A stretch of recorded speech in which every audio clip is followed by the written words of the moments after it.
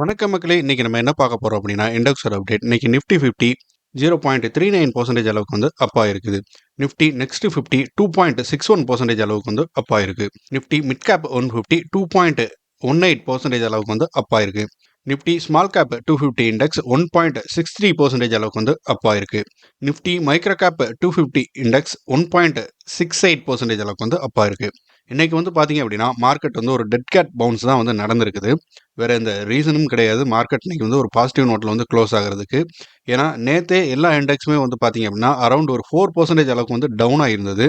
இன்னைக்கு பார்த்தீங்க அப்படின்னா, எல்லாமே வந்து ஒரு 1.6ல இருந்து 2.6 வரைக்கும் வந்து அப் ஆயிருக்குது. இருந்தாலுமே நிஃப்டி 50 வந்து இன்னைக்கு 0.39% அளவுக்கு மட்டும் தான் வந்து அப் ஆயிருக்கு. ஸ்மால் கேப்பும், மைக்ரோ கேப்பும் வந்து பார்த்தீங்க அப்படின்னா, விழுந்த அளவுக்கான ஒரு ரெக்கவர் வந்து குடுக்கல. இது ஃபர்தரா டவுன் ஆகுறதுக்கான ஒரு ப்ராபபிலிட்டி தான் வந்து அதிகமாவே இருக்குது. ஸோ செக்டார் வைஸ்ன்னு பார்க்கும்போது பார்த்தோம் அப்படின்னா, இன்னைக்கு எஃப்எம்சிஜி செக்டார் பிளஸ் வந்து நிஃப்டி ஐடி இந்த 2 செக்டார் இண்டெக்ஸுமே வந்து பார்த்தீங்க அப்படின்னா, நெகட்டிவ் நோட்ல வந்து க்ளோஸ் ஆயிருக்குது. இத அடுத்து மத்த செக்டார் எல்லாமே வந்து ஒரு பாசிட்டிவ் நோட்ல தான் வந்து க்ளோஸ் ஆயிருக்குது. மேக்ஸிமம் பார்த்தீங்க அப்படின்னா, மெட்டல் செக்டார் வந்து இன்னைக்கு வந்து 3.98% அளவுக்கு வந்து இன்னைக்கு அப் ஆயிருக்குது.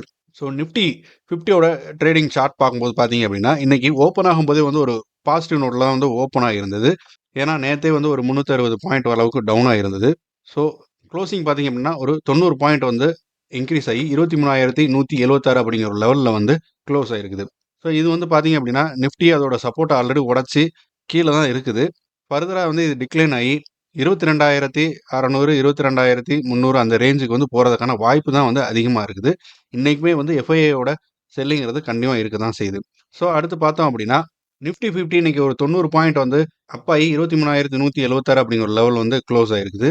பிஎஸ்சி சென்செக்ஸ் பார்க்கும்போது 170 பாயிண்ட் வந்து அப் ஆகி 76,500 அப்படிங்கிற ஒரு லெவல் வந்து இருக்குது.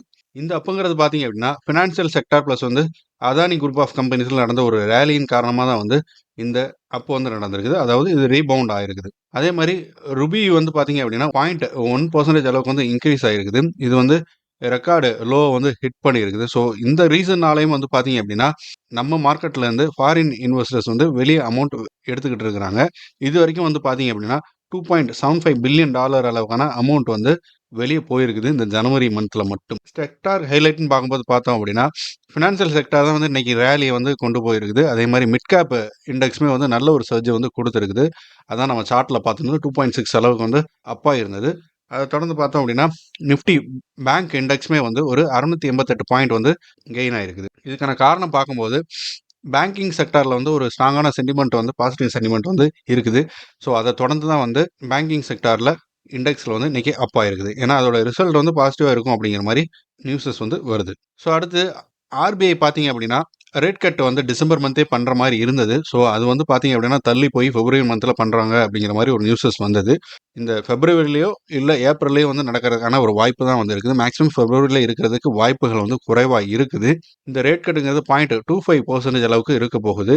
ஸோ இது மூலமா வந்து பார்த்தோம் அப்படின்னா, இந்த 2025ஓட முதல் 6 மாச ஹால்ஃப் பார்த்தீங்க அப்படின்னா, ரெப்கோ ரேட்டுங்கிறது வந்து 6% இருக்கிறதுக்கான ஒரு வாய்ப்பு வந்து இருக்குது. இப்போ வரைக்கும் வந்து அது 6.25 வந்து இருக்குது. ஸோ இந்த ரேட் கட் டிலே ஆகுற ஒரு காரணத்தினால பார்த்தோம் அப்படின்னா, நம்ம மார்க்கெட்ல குரோத் வந்து நெறைய டவுன் ஆகி டிலே ஆகிட்டு இருக்குது. ஸோ குரோத்தை சாக்ரிஃபைஸ் பண்ணக்கூடிய ஒரு விஷயமா தான் வந்து இதை பார்க்க வேண்டியது இருக்குது. ஸோ இந்த ரெப்கோ ரேட் வந்து அன்சேஞ்சா இருக்கிற ஒரு காரணத்தினால தான் லாஸ்ட் ஒரு 3 குவார்ட்டருமே வந்து ஒரு இந்தியன் ஸ்டாக் மார்க்கெட்ல ஒரு மரநடி விழுந்திருக்குது. ஏன் அப்படின்னா, அந்த வட்டி விகிதத்த குறைச்சா தான் வந்து பார்த்தோம் அப்படின்னா, பேங்க்குகள் வந்து நிறுவனங்களுக்கோ, இல்ல தனிப்பட்ட நபர்களுக்கோ குடுக்கக்கூடிய வட்டி விகிதம் வந்து குறையிறதுக்கான ஒரு வாய்ப்பு வந்து இருக்கும். இல்ல அப்படின்னா, அது வட்டி விகிதம் இன்க்ரீஸ் ஆகிட்டு தான் போகும். ஸோ இந்த ரீசனால தான் பார்த்தோம் அப்படின்னா, நம்மளோட இன்ஃப்ளேஷன் ரேட்டுமே வந்து நம்ம கவர்மெண்ட் ஆர்பிஐ வந்து எக்ஸ்பெக்ட் பண்ண அளவுக்கு இல்லாம இருக்குது. இந்த டைம் பீரியட்ல வந்து ஆர்பிஐ ஃபோர்காஸ்ட் பண்ண இன்ஃப்ளேஷன் பெர்சன்டேஜ் பார்த்தீங்க அப்படின்னா, 4.3% வந்து இருக்க வேண்டியது. இப்போ வந்து அது 5.22% வந்து இருக்குது டிசம்பர் மந்த்ல. இருந்தாலுமே இது டிசம்பர் மந்த் பிளஸ் வந்து நம்ம அக்டோபர், நவம்பர கம்பேர் பண்ணும்போது டிசம்பர் மந்த் வந்து நல்லாவே வந்து குறைஞ்சிருக்குது. இருந்தாலுமே எக்ஸ்போர்ட் பண்ண அளவுக்கு குறையல இது. அதுதான் அது காட்டுது. ஸோ இந்த ஒரு சென்டிமெண்ட் இருக்கிறனால தான் நம்ம மார்க்கெட் வந்து பலமா அடி வாங்கிட்டு இருக்குது. ஸோ அடுத்து FII and FBI DII trading activity. இன்னைக்கு டிஐஐ பார்த்தீங்க அப்படின்னா 17,836 கோடி அளவுக்கான அமௌண்ட் வந்து இன்வெஸ்ட்மெண்ட் பண்ணி ஸ்டாக் பை பண்ணியிருக்கிறாங்க. 935 கோடி அளவுக்கான அமௌண்ட் வந்து மார்க்கெட்ல இருந்து வெளியே எடுத்திருக்காங்க. நெட் வேல்யூன்னு பார்க்கும்போது 7,900 கோடி அளவுக்கான அமௌண்ட் வந்து மார்க்கெட்ல இன்வெஸ்ட்மெண்ட் பண்ணியிருக்காங்க. ஸோ டிஐ வந்து இதே அளவுக்கான அமௌண்ட்டை நேற்றுமே இன்வெஸ்ட்மெண்ட் பண்ணியிருந்தாங்க. ஸோ அக்ரெசிவாக வந்து டிஐ வந்து இன்வெஸ்ட்மெண்ட் பண்ணுறது இதிலே தெரியுது. அடுத்து எஃப்ஐஐ அண்ட் எஃபிஐ ட்ரேடிங் ஆக்டிவிட்டியில் பார்க்கும்போது பார்த்தீங்க அப்படின்னா 13,794 கோடி அளவுக்கான ஸ்டாக்ஸ் வந்து எஃப்ஐஐ வந்து பை பண்ணியிருக்காங்க. 21,926 கோடி அளவுக்கான ஸ்டாக்ஸ் வந்து எஃப்ஐஐ வந்து செல் பண்ணியிருக்கிறாங்க. நெட் வேல்யூன்னு பார்க்கும்போது இன்னைக்கு எஃப்ஐஐ அண்ட் எஃபிஐ பார்த்தீங்க அப்படின்னா -8,132 கோடி அளவுக்கான அமௌண்ட்டை மார்க்கெட்லேருந்து வெளியே எடுத்திருக்காங்க. ஸோ இந்த அவுட்ஃப்ளோங்கிறது நேற்றைய கம்பேர் பண்ணும்போது இன்னைக்கு வந்து ஹியூஜாகவே வந்து இருக்குது. ஸோ எஃப்ஐஐயோட அவுட்ஃப்ளோங்கிறது வந்து பார்த்தோம் அப்படின்னா லாஸ்ட் ஒரு 22 ட்ரேடிங் செஷனாகவே வந்து நெகட்டிவ் நோட்டில் தான் இருக்குது. அந்த ட்ரெண்ட் வந்து நமக்கு இது பார்த்தாவே தெரியும். இடையில வந்து இந்த 2ஆம் தேதி மட்டும் ஒரு கொஞ்சம் பாசிட்டிவ் நோட்டில் இருந்தது. அந்த 2ஆம் தேதியுமே பார்த்தோம் அப்படின்னா யூஎஸ் மார்க்கெட்லாம் பார்த்தீங்கன்னா க்ளோஸில் இருந்து அரப் மிடில் ஈஸ்டில் இருக்கக்கூடிய ஒரு சில கண்ட்ரிகள் மட்டும்தான் வந்து ட்ரேட்ஸ் வந்து நடந்திருக்கும். ஸோ அந்த ரீசனால தான் வந்து அதுவுமே இன்ஃப்ளோவாக இருக்குது. அதே மாதிரி நம்ம நேற்றே சொன்ன மாதிரி ஃபாரின் போர்ட்ஃபோலியோ இன்வெஸ்டர்ஸ் வந்து ஃபுல்லாக ரிட்டர்ன் ஆகிறது வந்து இன்னைக்கு தான் வந்து தெரியுது. நேற்றே கொஞ்சம் ரிட்டர்ன் ஆகியிருந்தது. அதனால தான் நேற்று அவுட்ஃப்ளோ அதிகமாக இருந்தது மண்டே ட்ரேடிங் செஷன்லேயே. இன்னைக்கு நாளைக்கு பார்த்தீங்க அப்படின்னா ஆல்மோஸ்ட் எல்லாரோட லீவுமே வந்து முடிஞ்சிடும். ஸோ ஃபர்தராக வந்து அவங்க வந்து அவுட்ஃப்ளோங்கிறது இருக்கிறதுக்கான ஒரு வாய்ப்பு தான் வந்து அதிகமாக இருக்குது. ஸோ நிஃப்டி 50 நிஃப்டி நெக்ஸ்ட் 50ல இருக்கக்கூடிய டாப் 5 கெய்னர்ஸ் வந்து டாப் 5 லூசர்ஸ் வந்து நம்ம பார்க்கலாம். நிஃப்டி 50ல டாப் 5 கெய்னர்ஸ் பார்த்தீங்க அப்படின்னா Adani enterprises, Adani port, Shriram finance, NTPC, Hindalco இதெல்லாம் வந்து டாப் 5 கெய்னர்ஸாக வந்து இருக்கிறாங்க. டாப் 5 லூசர்ஸ் பார்த்தீங்க அப்படின்னா HCL technology, Hindustan Unilever, Apollo hospital, Titan, Infosys இதெல்லாம் வந்து டாப் 5 லூசர்ஸாக வந்து இருக்கிறாங்க. நிஃப்டி நெக்ஸ்ட் 50ல டாப் 5 கெய்னர்ஸ் பார்த்தீங்க அப்படின்னா Adani port, Adani green, Adani energy solution, PFC, RECL limited இதெல்லாம் வந்து டாப் 5 கெய்னர்ஸாக இருக்காங்க. டாப் 5 லூசர்ஸ் பார்த்தோம் அப்படின்னா யுனைடெட் டிஎஸ்பிஆர், LTI Mindtree, Lodha, Godrej, VBL இதெல்லாம் வந்து டாப் 5 லூசர்ஸாக வந்து இருக்கிறாங்க. ஸோ நம்ம முன்னாடியே சொன்ன மாதிரி இன்னைக்கு வந்து ஃபினான்ஷியல் செக்டார் ப்ளஸ் வந்து அதானி குரூப் ஆஃப் கம்பெனிஸில் நடந்த ஒரு ரேலியின் காரணமாக தான் வந்து பார்த்தீங்க அப்படின்னா நிஃப்டி 50 ஆகட்டும், நிஃப்டி நெக்ஸ்ட் 50 ஆகட்டும் ஒரு நல்ல ஒரு பாசிட்டிவ் நோட்டில் வந்து க்ளோஸ் ஆயிருக்குது. ஸோ அடுத்து டாடா எலக்ட்ரானிக்ஸ் இந்த கம்பெனியில் வந்துருக்கக்கூடிய ஒரு அப்டேட். இந்த கம்பெனி பார்த்தீங்க அப்படின்னா அவங்களோட போர்ட்ஃபோலியோ இன்க்ரீஸ் பண்ணுறதுக்காக வந்து பார்த்தீங்க அப்படின்னா ஜியோமி ப்ளஸ் வந்து ஓப்போ கூட ஒரு மேனுஃபேக்சரிங் கான்ட்ராக்ட் வந்து பார்ட்னர்ஷிப்புக்காக பண்ண போகிறாங்க. இது வரைக்கும் டாடா எலக்ட்ரானிக்ஸ் பார்த்தீங்க அப்படின்னா ஆப்பிள் கம்பெனியோட ஒரு ப்ராடக்ட்ஸை மட்டும்தான் மேனுஃபேக்சர் பண்ணுற ஒரு கான்ட்ராக்ட் எடுத்து அவங்கள மேனுஃபேக்சரிங் ஃபெசிலிட்டிஸில் வந்து மேனுஃபேக்சர் பண்ணிட்டு இருந்தாங்க. இப்போ அதை தொடர்ந்து பார்த்தீங்க அப்படின்னா ஜியோமி ப்ளஸ் வந்து ஓப்போ இவங்க கூடயும் வந்து பார்ட்னர்ஷிப் போட்டு அவங்களுக்கு தேவையான மொபைலோட பாகங்கள் வந்து மேனுஃபேக்சர் பண்ணுறது ப்ளஸ் வந்து அசம்பிளுக்காக பேசிக்கிட்டு இருக்கிறாங்க. இந்த ஜாயிண்ட் வென்ச்சூர் மூலமாக நடக்க போகுது. ஸோ இவங்க வந்து ஆல்ரெடி வந்து ஃபாக்ஸ்கான் அவங்களோட மாடலை வந்து ஆல்ரெடி வந்து டாடா எலக்ட்ரானிக்ஸ் வந்து காப்பி பண்ண ஆரம்பிச்சிட்டாங்க. ஸோ முன்னாடி வந்து பார்த்தோம் அப்படின்னா டாடா எலக்ட்ரானிக்ஸ் வந்து ஃபாக்ஸ்கானுக்காக தான் வந்து நம்ம இந்தியாவில் வந்து பார்ட்னர்ஷிப்பில் ஒர்க் பண்ணியிருந்த மாதிரி இருந்தது. ஸோ இப்போ டாடா எலக்ட்ரானிக்ஸ் தனிப்பட்ட முறையில் அவங்களோட மேனுஃபேக்சரிங் ஃபெசிலிட்டிஸ் வந்து இன்க்ரீஸ் பண்ணுறதுக்கான ஒரு விஷயத்தை வந்து பண்ணிகிட்டு இருக்காங்க. மெயினாக வந்து இவங்க மொபைல் காம்பனண்ட்டில் வந்து கேமரா ப்ளஸ் வந்து டிஸ்பிளே மாடல்ஸ் தான் வந்து மேனுஃபேக்சர் பண்ணுறதுல வந்து என்ஹான்ஸ் பண்ணுறதுக்கு கேப்பபிலிட்டியை வந்து இன்க்ரீஸ் பண்ணுறதுக்கு ஆப்ரேட்டிங் எஃபிஷியன்சியும் இன்க்ரீஸ் பண்ணுறதுக்காக வந்து ஒரு பிளானாக வந்து வச்சிருக்கிறாங்க. ஸோ இதுக்காக வந்து டாடா சன்ஸ் பார்த்தீங்க அப்படின்னா $18 பில்லியன் அளவுக்கான இன்வெஸ்ட்மெண்ட் வந்து எலக்ட்ரானிக்ஸ் அண்ட் செமிகண்டக்டர் இந்த செக்மெண்ட்டில் வந்து இன்வெஸ்ட்மெண்ட்டை வந்து பண்ணியிருக்கிறாங்க. இவங்க அடுத்து வரக்கூடிய ஒரு 24 மாதத்துக்குள்ள ஒரு 9 நியூ ஃபேக்ட்ரிஸ் வந்து ஓப்பன் பண்ணுறதுக்கான ஒரு பிளான் வந்து வச்சிருக்கிறாங்க. ஸோ இது மூலமாக வந்து பார்த்தோம் அப்படின்னா குளோபல் எலக்ட்ரானிக் சப்ளை செயினில் வந்து ஒரு முக்கியமான கீ பிளேயராக இருக்கணுங்கிறது தான் இவங்களோட குறிக்கோளாக இருக்குதுங்க வந்து நமக்கு தெரியுது. ஸோ அடுத்து பார்த்தோம் அப்படின்னா என்டிபிசி கிரீன் இந்த கம்பெனியில் வந்துருக்கக்கூடிய ஒரு அப்டேட். என்டிபிசி கிரீன் ஸ்டாக் வந்து ரீசெண்டாக தான் வந்து ஐபிஓ வந்து லான்ச் பண்ணியிருந்தாங்க. ஸோ லாஸ்ட் ஒரு 7 ட்ரேடிங் செஷனாகவே வந்து நம்ம மார்க்கெட்டு அதிக வாலட்டாலிட்டி காரணமாக வந்து ஒரு டவுன் ட்ரெண்டில் வந்து போயிட்டு இருந்தது. ஸோ அதில் இந்த என்டிபிசி கிரீன் ஸ்டாக்குமே வந்து பார்த்தீங்க அப்படின்னா ஒரு 12% அளவுக்கான ஒரு ட்ராப் வந்து லாஸ்ட் ஒரு 3 நாள்லேயே வந்து பார்த்துருந்தது. ஸோ இப்போ அது இந்த ஜனவரி 14 இன்னைக்கான ட்ரேடிங் செஷனில் வந்து அது ஒரு நல்ல ஒரு ரெக்கவர் 10% ரெக்கவர் வந்து கொடுத்துருக்குது. ஸோ இது அதோட லிஸ்டிங் ப்ரைஸான $108 அப்படிங்கிற ஒரு ப்ரைஸ் வந்து ரீடெஸ்ட் பண்ணியிருந்தது. இன்ட்ராடேயில் அதோட லோவாக வந்து 109 வரைக்குமே வந்து போயிருந்தது. என்டிபிசியோட கிரீனோட மார்க்கெட் கேபிட்டல் பார்த்தீங்க அப்படின்னா 1 லட்சம் கோடி அளவுக்கான ஒரு மார்க்கை வந்து எட்டியிருக்கு. அனலிஸ்ட்லாம் வந்து இந்த என்டிபிசி கிரீன் ஸ்டாக் வந்து செல்லிங் ரேட்டிங் வந்து கொடுத்துருக்காங்க. இது ஃபர்தராக வந்து $70 வரைக்கும் வந்து டவுன் ஆகிறதுக்கான ஒரு பாசிபிலிட்டிஸ் இருக்குது. பர்சன்டேஜில் பார்க்கும்போது 41% அளவுக்கு வந்து கரண்ட் லெவல் வந்து டவுன் ஆகிறதுக்கான ஒரு பாசிபிலிட்டிஸ் வந்து இருக்குது. இந்த என்டிபிசி கிரீன் எனர்ஜி பார்த்தீங்க அப்படின்னா லிஸ்ட் ஆகும்போதே நம்ம சொல்லியிருந்தோம் இது வந்து அதிக வேல்யூவேஷன் வந்து லிஸ்ட் ஆகியிருந்தது. ஸோ இது நம்ம ஐபிஓவில் நமக்கு கிடைச்சிருந்தா நம்ம அப்படியே வச்சுக்கலாம். புதுசாக கன்சிடர் பண்ணுறதுக்கான ஒரு ஆப்ஷன் வந்து இந்த ஸ்டாக்ல கிடையாது. ஏன்னா அப்படின்னா இந்த ஸ்டாக் வந்து இன்னும் வந்து ஒரு வருஷ சைக்கிளே வந்து பார்க்கல. ஸோ ஓவர் வேல்யூஷன்ல தான் லிஸ்ட் ஆகிருக்குது. ஸோ அதனால டவுன் ஆகும். ஸோ இந்த ரூ. 70 ரேஞ்சுக்கு கீழே போகும்போது இல்லை ரூ. 70 ரேஞ்சுக்கு பக்கம் வரும்போது நம்ம கன்சிடர் பண்ணலாம். ஸோ அடுத்து Indian railway finance corporation IRFC இந்த கம்பெனியில் வந்திருக்கக்கூடிய ஒரு அப்டேட். இந்த கம்பெனி பார்த்தீங்க அப்படின்னா ஒரு ஃபினான்சிங் ரோல் வந்து செக்யூர் பண்ணியிருக்கிறாங்க ஜார்க்கண்டில் இருக்கக்கூடிய ஒரு கோல் பிளாக் ப்ராஜெக்டில்.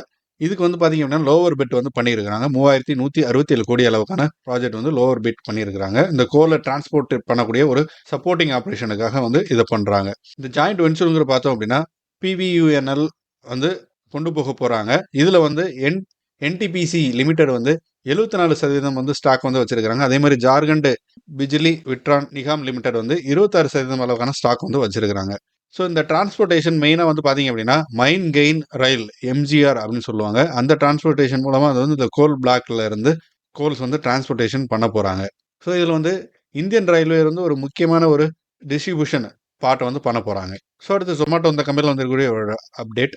இந்த கம்பெனி பார்த்தீங்க அப்படின்னா ஜேஎம் ஃபினான்ஸுங்கிறவங்க என்ன சொல்லியிருக்கிறாங்க அப்படின்னா இந்த கம்பெனி வந்து நிஃப்டி 50க்குள்ளே என்ட்ரு ஆகிறதுக்கான ஒரு பாசிபிலிட்டிஸ் வந்து அதிகமாக இருக்குது. ஏன் அப்படின்னு பார்த்தோம் அப்படின்னா ஜொமேட்டோ வந்து நல்லா பர்ஃபார்ம் பண்ணிட்டு இருக்காங்க. ஸோ இது மூலமாக வந்து பார்த்தோம் அப்படின்னா $620 மில்லியன் அளவுக்கான இன்ஃப்ளோ வந்து ஜொமேட்டோக்கு வரப்போகுது. ஸோ அந்த ரீசனால பார்த்தீங்க அப்படின்னா அது வந்து நிஃப்டி 50க்குள்ளே வந்து வரப்போகுது. அதே மாதிரி நிஃப்டி 50 மட்டும் இல்லை ஜொமேட்டோ ஜியோ ஃபினான்ஸ் சர்வீஸும் வந்து நிஃப்டி 50க்குள்ளே ஒரு வர்றதுக்கான பாசிபிலிட்டிஸ் இருக்குது. அவங்களோட இன்ஃப்ளோவுமே வந்து $356 மில்லியன் வந்து இருக்குது. ஸோ இந்த ரெண்டு கம்பெனி இன்ஃப்ளோ வருது அப்படின்னா ரெண்டு கம்பெனி வந்து அவுட்ஃப்ளோ ஆகுது நிஃப்டி 50ல இருந்து. அது என்னன்னு பார்த்தோம் அப்படின்னா பிபிசிஎல் பிளஸ் வந்து பிரிட்டானியா. பிபிசிஎல் வந்து $212 மில்லியன் அளவுக்கான அவுட்ஃப்ளோவும் பிரிட்டானியா $229 மில்லியனுக்கான அவுட்ஃப்ளோவும் வந்து இருக்க போகுது. ஸோ இந்த ஒரு 6 மாதத்துக்கும் வந்து நிஃப்டி இண்டெக்ஸ்ன்னு சொல்லக்கூடிய நிஃப்டி 15 இல்லை எல்லா இண்டெக்ஸ்லையும் இருக்கக்கூடிய கம்பெனிகளையும் ஒரு 6 மாதத்துக்கும் வந்து ரீவிசிட் பண்ணி கேபிட்டலைசேஷன் படியும் வந்து ரிமூவ் பண்ணி வேற கம்பெனிகள் வந்து இன்க்ளூட் பண்ணுவாங்க. ஸோ அந்த காரணத்தினால வந்து இது வந்து இந்த பிப்ரவரி ஸ்டார்டிங்கில் இல்லை மிடில் வந்து இது நடக்கிறதுக்கான ஒரு வாய்ப்பு வந்து இருக்குது. ஸோ அதுபடி ஜொமேட்டோ ப்ளஸ் வந்து ஜியோ ஃபினான்சியல் சர்வீஸ் வந்து நிஃப்டி 50க்குள்ளே என்ட்ரு ஆகிறதுக்கான ஒரு பாசிபிலிட்டிஸ் வந்து இருக்குது. ஸோ அடுத்து பிரேமா இந்த கம்பெனியில் வந்திருக்கக்கூடிய ஒரு அப்டேட். இந்த கம்பெனி பார்த்தீங்க அப்படின்னா ஒரு சிக்னிஃபிகண்ட்டான ஒரு அனௌன்ஸ்மெண்ட் வந்து இந்த கம்பெனிக்கு கிடைச்சிருக்குது. இவங்க வந்து லைஃப் மாலிகுலர் இமேஜிங் லிமிடெட் இந்த கம்பெனி வந்து ஒரு $140 மில்லியன் அளவுக்கான ரெவன்யூ பண்ணக்கூடிய இந்த கம்பெனி வந்து சேல் பண்ண போகிறாங்க. இது நியூஸுக்கு அப்புறம் 7.5% அளவுக்கு வந்து இந்த ஸ்டாக் வந்து உயர்ந்திருக்குது. இது இப்போ இருக்கக்கூடிய இன்ட்ராடே ஹையை வந்து 1025 வரைக்கும் வந்து போயிருக்குது. ஃபியூச்சர் ஏர்னிங் பார்க்கும்போது இந்த கம்பெனி வந்து ஒரு $200 மில்லியன் அளவுக்கான ரெவன்யூ வந்து எதிர்பார்க்கப்படுகிறது. இதோட ஹிஸ்ட்ரின்னு பார்க்கும்போது 2018 தான் வந்து பிரிமல் என்டர்பிரைசஸ் பார்த்தீங்க அப்படின்னா பிரிமல் இமேஜிங் எஸ்ஏ அப்படிங்கிற ஒரு கம்பெனிலேருந்து செல் பண்ணி வெளியே வந்திருந்தாங்க. ஸோ அக்ரிமெண்ட்டும் வந்து போட்டிருந்தாங்க life health corp group holding limited. So இன்னைக்கு மார்க்கெட் பார்த்தீங்க அப்படின்னா ஒரு டெட் கார்ட் பவுன்ஸ் தான் வந்து நடந்திருக்கு.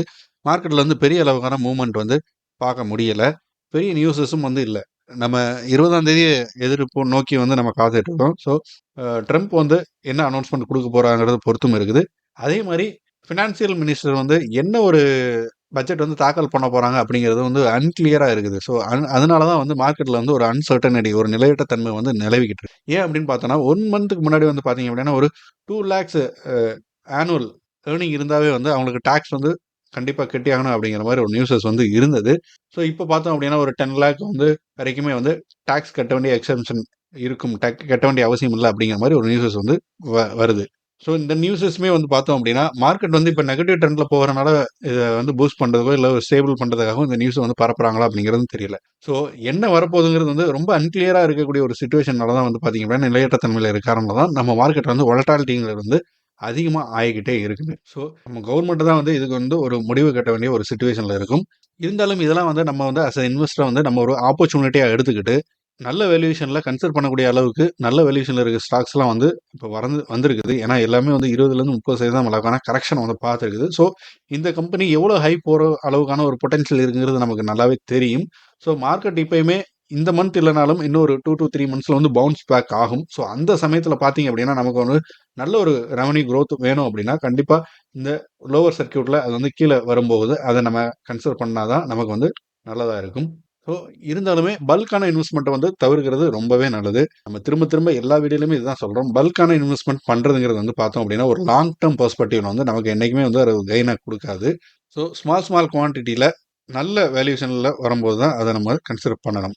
அதுதான் வந்து நம்ம வந்து நம்மளோட போர்ட்ஃபோலியோ வந்து நல்ல வெர்சட்டிலிட்டியா வந்து டைவர்சிஃபை பண்ணிக்கிறதுக்கான ஒரு ஆப்ஷனா வந்து இருக்கும். ஸோ இந்த வீடியோ உங்களுக்கு பிடிச்சிருந்தா லைக் பண்ணுங்க. மேலும் இது மாதிரியான ஸ்டாக் மார்க்கெட் ரிலேட்டடான இன்ஃபர்மேஷன் அண்ட் நியூஸஸுக்கு நம்ம சேனலை வந்து சப்ஸ்கிரைப் பண்ணுங்க. ஃப்ரெண்ட்ஸ் அண்ட் ஃபேமிலிக்கு வந்து ஷேர் பண்ணுங்க.